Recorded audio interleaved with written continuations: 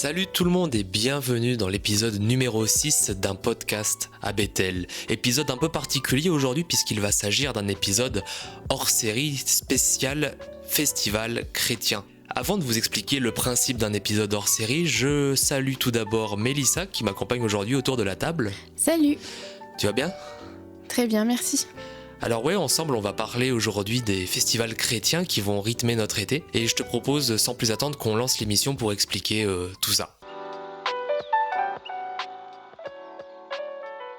Donc, un épisode hors série, qu'est-ce que c'est ? Eh bien, pas de panique, c'est même encore plus simple qu'un épisode normal, puisque en fait, le but de l'épisode hors série, c'est que on va juste prendre un sujet et en parler. Il va pas y avoir de partie actualité, de partie invité, de partie gros sujet. Non, juste on va prendre un sujet et avec les chroniqueurs qui seront présents lors de ces épisodes, eh bien on en débattra tout simplement. C'est des épisodes qui seront forcément un petit peu plus courts que les épisodes normaux. Aujourd'hui, le thème du jour qu'on a choisi avec Mélissa, on vous en avait parlé il y a quelques mois d'ailleurs de ça, c'est les festivals chrétiens. En effet, l'été arrive bientôt, les beaux jours aussi, la température va monter et certainement que beaucoup d'entre vous, vous allez avoir envie de ressortir, de faire des activités, que ce soit sur vos lieux de vacances ou même si vous restez chez vous. Et bien avec Mélissa, on vous a concocté une sélection de 6 festivals chrétiens qui vont avoir lieu partout en France. On va procéder par ordre chronologique. Et on va commencer avec, j'ai envie de dire, le commencement, le premier week-end de juillet, avec le festival Amène-toi. Donc ce festival se déroulera à Fregnier-Vallon de l'Erdre, entre Nantes et Angers. Alors sa particularité, c'est qu'il propose des temps de louange, mais aussi des temps d'enseignement, avec des orateurs venant de différentes confessions. C'est un peu ce que veut transmettre le festival, l'unité entre tous les chrétiens. Donc durant le week-end, on retrouvera Carlos Payan, Steve Jaffa, qui sont des prédicateurs évangéliques, Laurent Gay, conférencier, qui a vécu une expérience très forte de libération vis-à-vis de la drogue, ou encore Monseigneur Nicolas Brouet. Donc cela promet des enseignements riches et très intéressants, je pense. Côté musique, vous pourrez retrouver le groupe NDML, mais aussi Horizon Louange, ou encore Hélène Gousbel, qui vous proposera un temps de louange accompagné de musique celtique. Toutes les infos, vous les retrouverez sur leur site internet, qui sera disponible dans la barre d'infos.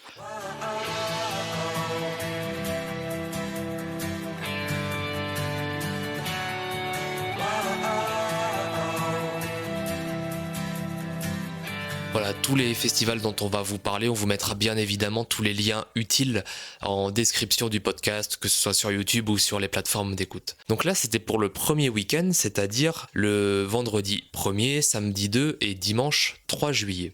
Maintenant, on va passer à la semaine suivante, et là, la semaine suivante, le programme va être chargé. Je suis désolé de vous le dire, mais vous allez devoir faire un choix, puisqu'il va y avoir 2 festivals au même moment, à des endroits différents.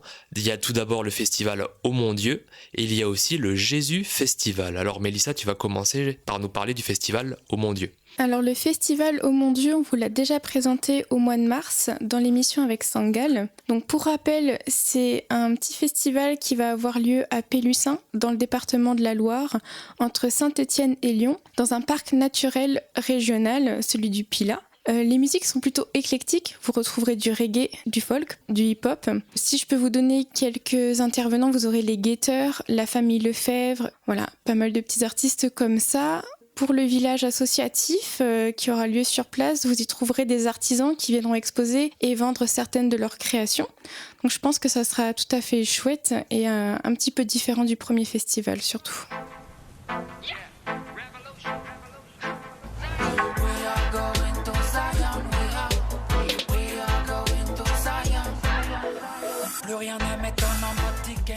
C'est ça qui est intéressant dans les festivals qu'on vous présente, c'est que chacun a sa particularité. Et c'est vrai que le festival Ô mon Dieu, donc je crois que c'est la première édition du festival, si je dis pas de bêtises. Et je pense que le cadre va être plutôt sympathique, parce que le parc naturel régional du Pilat, c'est vraiment un chouette endroit. Et donc, comme je le disais, au même moment, à Paray-le-Monial, il va y avoir le Jésus Festival. Là aussi, un festival qui fait sa première édition en France. Donc qui sera certainement le plus gros et peut-être le plus attendu même de l'été.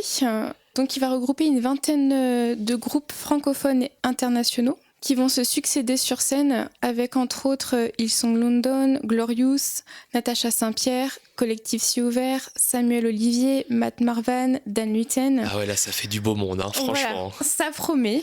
Plusieurs milliers de personnes sont attendues durant les 3 soirées. En complément des concerts, des animations seront prévues pour petits et grands tout au long du week-end et le festival se veut familial et ouvert à tous.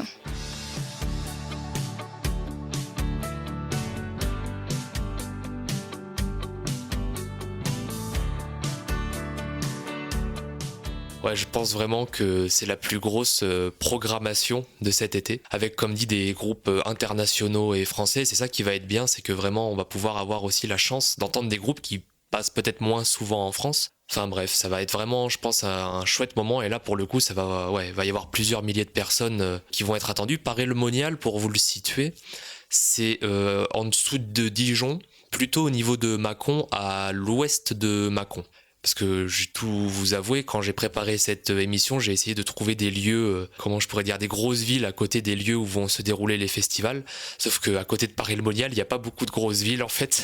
Donc c'est pour ça, on va dire au niveau de Mâcon, à l'ouest de Mâcon et en dessous de Dijon. Voilà. On va maintenant passer au week-end du 22, 23 et 24 juillet. Et moi, je vais vous parler d'un festival. Alors, on va se rapprocher un petit peu de l'Alsace maintenant. Un festival qui s'appelle Mit-Im et qui a lieu à Mittersheim en Moselle.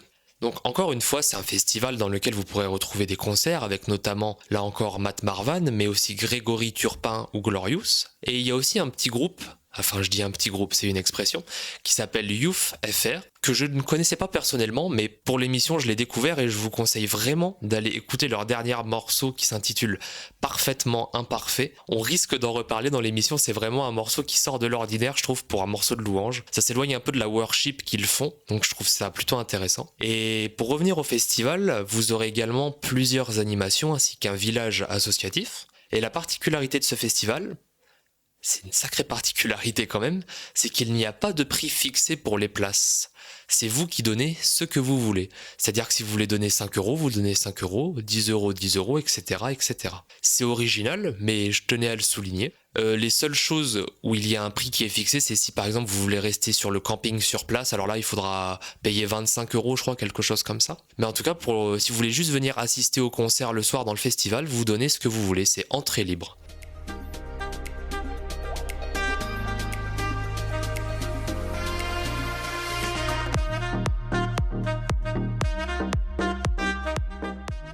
C'est la 10e édition du festival Mit-Im. Ça faisait 2 années qu'il n'avait pas pu se tenir en présentiel à cause du Covid. Donc là, on souhaite un bon anniversaire au festival Mit-Im et nous vous invitons fortement, auditeurs de l'Est de la France, à vous y rendre. On va continuer avec maintenant le 5e festival dont on aimerait vous parler, c'est le festival Art et Spiritualité Chrétienne qui va cette fois-ci se dérouler à Brest du 13 au 21 août.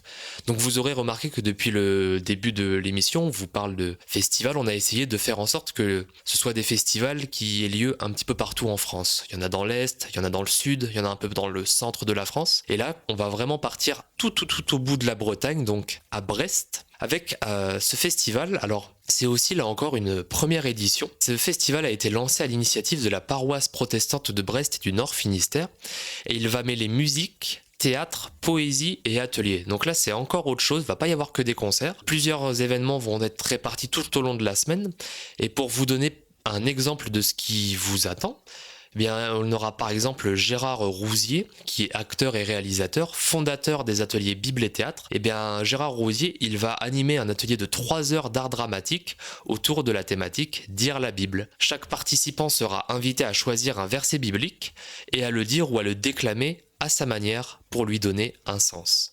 Donc là, c'est encore un autre type de festival participatif, mais je trouve que c'est aussi intéressant à venir. C'est un programme très riche en perspectives. Je serais curieux d'avoir ce qu'on appelle, vous savez, les after movies pour voir un petit peu ce que ça a donné. En tout cas, ce que je peux rajouter, c'est que tous les événements auront lieu au Temple protestant donc de Brest. Et je le rappelle, ça aura lieu dans la semaine du 13 au 21 août.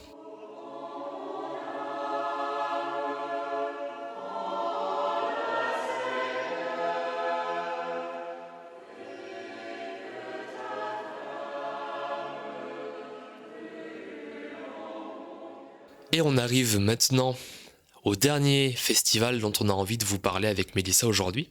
Alors festival, là encore c'est un festival un petit peu particulier puisque contrairement à ceux qu'on vient de vous présenter, lui il se déroule uniquement sur une journée, le premier dimanche de septembre. Et ce festival c'est l'Assemblée du désert. Alors l'Assemblée du désert c'est un événement qui se tient depuis 1911, comme je le disais le premier week-end de septembre, sur le terrain du musée du désert à Mialet dans le Gard. Alors je suis content parce qu'on va faire un petit peu d'histoire pour que vous puissiez comprendre quel est le but de cette manifestation. Et vu que j'aime bien l'histoire, ça me fait plaisir de pouvoir avoir un petit moment historique dans l'émission. Entre l'an 1685, année de la révocation de l'édit de Nantes, et l'an 1787, l'année de l'édit de tolérance, les protestants subissent de graves persécutions partout en France. Les cultes sont interdits, les baptêmes sont interdits, les mariages aussi, évidemment. Et c'est alors que vont s'organiser dans plusieurs régions de France, on va dire des réunions clandestines de protestants afin de continuer à vivre leur foi même en temps de persécution. Ces réunions vont prendre le nom d'Assemblée du désert en référence à la période d'errance des Hébreux lorsque Moïse les conduit hors d'Égypte. Et donc ces assemblées du désert, donc entre 1685 et 1787, ça va être un peu des cultes clandestins, j'ai envie de dire, perdus au fin fond des forêts. Il y en a eu en Dordogne, il y en a eu dans les Causses et dans les Cévennes. Ouais, c'est une histoire, je trouve que ça mériterait peut-être qu'on s'y penche un petit peu plus peut-être lors d'un prochain hors-série. Et c'est donc en hommage à ces assemblées du désert que depuis 1911, le musée du désert, qui commémore cette histoire ainsi que de manière plus générale l'histoire protestante, organise sa propre assemblée du désert. Alors là, pour le coup, on va attendre des milliers de personnes, mais quand je dis des milliers de personnes, c'est près de 10 000 personnes qui viennent tous les ans, entre 10 et 15 000 personnes, même au plus fort de pic de fréquentation. Au programme, donc le dimanche matin, il va y avoir le culte qui est célébré dans la forêt. L'après-midi, il y aura des allocutions historiques qui seront prévues avec notamment Olivier Millet de l'Université de la Sorbonne à Paris.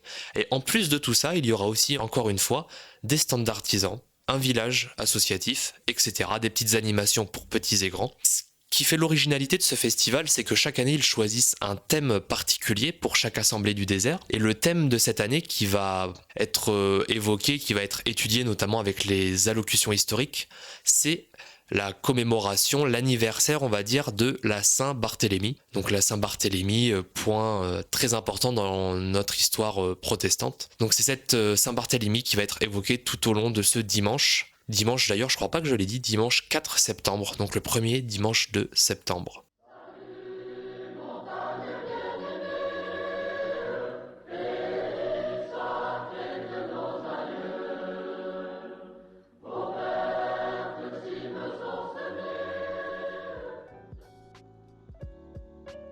Donc voilà, on vous a présenté 6 petits festivals, ça dépend de ce qu'on appelle petit, puisqu'il y en a certains où on va attendre des milliers de personnes. C'était un petit épisode qu'on avait envie de faire, en tout cas avec Mélissa, parce que voilà, comme je l'ai dit, l'été approche, on est un peu libéré de tout ce qui est passe vaccinal, etc., etc. Donc on va pouvoir reprofiter d'activités au plein air cet été. Et croyez-moi, j'ai hâte et je pense pas que je suis le seul. On n'a pas pu évoquer peut-être tous les festivals. Forcément, il y a certainement des festivals qui sont passés hors du contrôle de nos radars. On espère que ça vous aura plu. Nous, on se retrouve bien évidemment le mois prochain, avec cette fois-ci une émission plus classique, avec un invité, des sujets d'actualité et un gros sujet. On ne vous en dit pas plus pour le moment, mais c'est fort possible qu'on voyage encore à l'autre bout du monde. Je vous souhaite un bon mois de mai, portez-vous bien et à bientôt. À bientôt.